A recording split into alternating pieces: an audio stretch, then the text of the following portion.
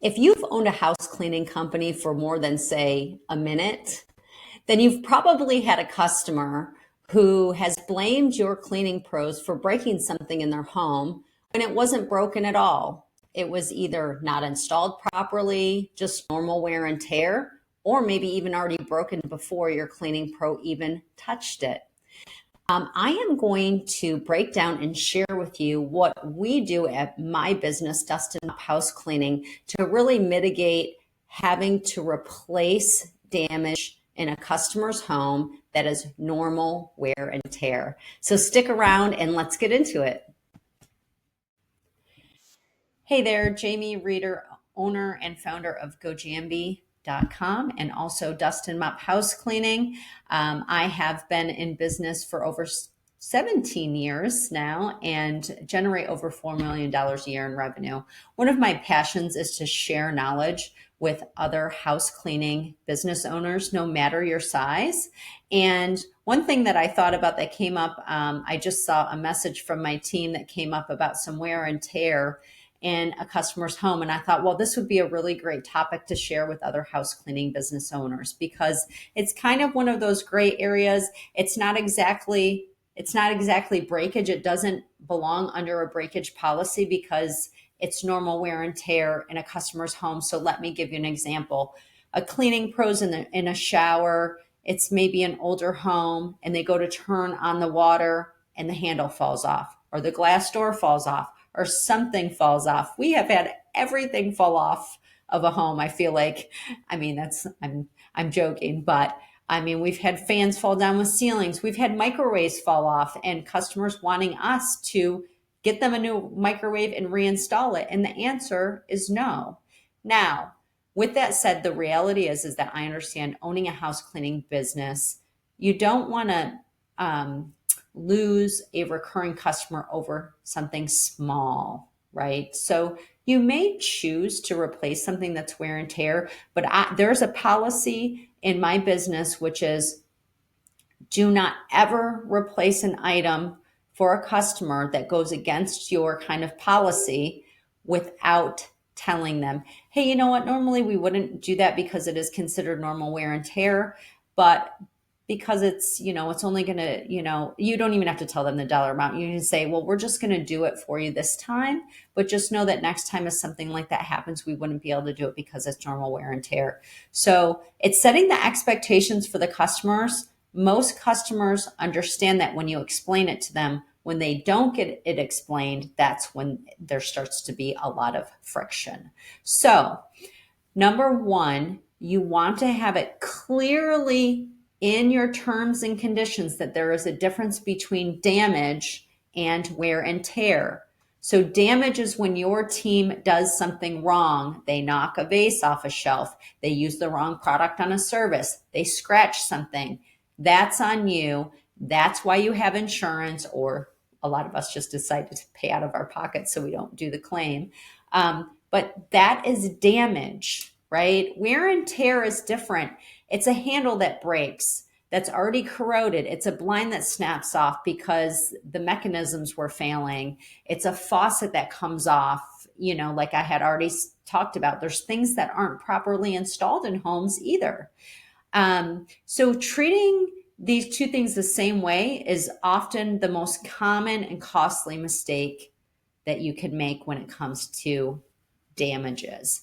So here's how we handle it at Dust and Mop. And don't worry, there's a link below that is going to take you to the blog post, which will also have a link in the blog post if you want our exact terms and conditions around it. You can fill out that form and we will send it to you on email. So this is how we handle it. And I just want to go over it because if you do get the terms and conditions and you put it on your website and you give it to customers, I want to make sure that you understand it and you know what it is before you do that. So we have kind of our breakage policy into three clear categories, and every customer sees this in their terms and conditions. They get a link to it when they get a quote, when they book their cleaning, when they get reminders. It's all the link directly to our terms and conditions. So there's no misunderstanding. So please make sure that it's very visible and you send it to them in multiple locations. So normal wear and tear, I've already explained that to you, but we're going to go over it again. We are not responsible for items that break during normal usage. If they're installed improperly or not properly secure, handles, faucets, blinds, fans, tile, if we're sweeping tile and tile gets loose, that's not our fault.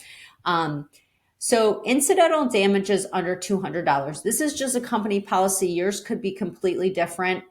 And, for small items knocked off of a shelf during dusting, we provide a credit towards future services. Obviously, we always try to do it as a credit. If they say they want the money, we're going to give them the money. But it's nice to kind of have things in writing for customer facing and then what you have for your team on the back end. But obviously, your team on the back end needs to know that this is the customer facing, this is our back end procedure, right?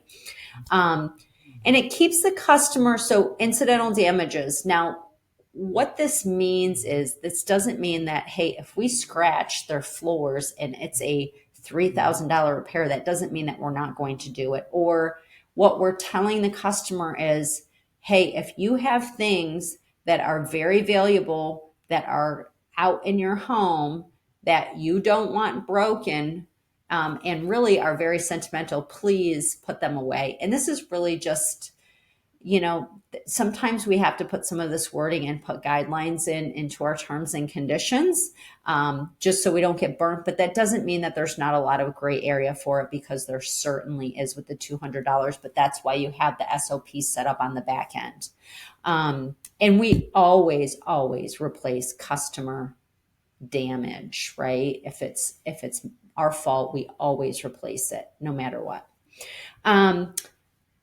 So if, and then the other one is if our team genuinely causes damage through carelessness or improper technique, right? That's handled by our insurance provider.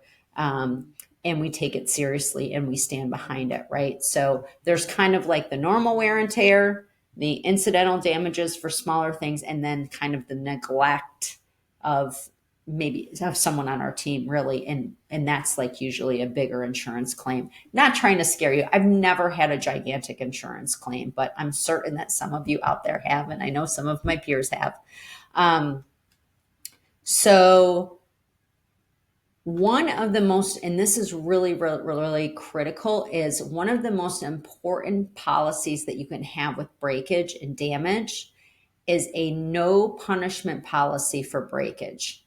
Our cleaning pros at Dust and Mop, they know that they will not get in trouble ever for reporting damage done at a customer's home unless they have clearly violated a specific policy. For example, they have brought their own product into the customer home, and that's a violation, and that's an automatic write-up. So, but what we don't want is we don't want a cleaning pro to drop a vase and then think, oh my gosh, my job's at risk, I'm going to get fired for that. So I'm talking about damage that is a mistake, not something that's deliberately done that goes against a company policy. So please make sure you, identify the difference in those two. So we do not punish them at all for breakage. When we didn't have this, some cleaning pros would tell us and some wouldn't, and then it was a surprise for the customer. So also, all of our cleaning pros are required, if the customer's home and there's breakage, they are required to go find the customer unless they're like on a call or they can't talk or something. In that case, they leave a note on their note card that they leave behind on the kitchen counter that says what was broken, where it is, and leave it with the note. And that somebody from the office will be calling them, and then our office contacts the customer right away as soon as the cleaning pro reports the damage. So it really has transformed our team. And this was years ago that we did this, but we really don't have any issues with cleaning pros not telling us about damage. The only time that they don't tell us is when they have violated a company policy and they know that they're probably going to get written up or terminated. But But there are some things that are very serious, especially when it comes to safety and chemical interaction and things like that. So if you're building a professional house cleaning and one that you want to scale and one that operates with systems and standards, one that protects its cleaning pros and employees and customers and the reputation, you need all of this in writing. Not because, you're trying to avoid that responsibility, but because you're running a real business. And this is not we're all professional house cleaning business owners. So you wanted to protect and have clear policies for your cleaning pros and your customers. So do yourself a favor, make sure you differentiate in your T's and C's between damage, normal wear and tear, and then other larger things that, you have to run through your insurance. So I have it in 2 different sections in our T's and C's. If it's something that you're interested in, please click the link below. It will take you to our blog, which basically goes over everything that I just did in this video. And you'll have an opportunity to add your name and email address, and we will send it to you on email. Thank you so much. I appreciate you tuning in. And if you have not followed us yet, please follow us on YouTube, like our social media pages for great quick tips for your house cleaning business. Thank you so much.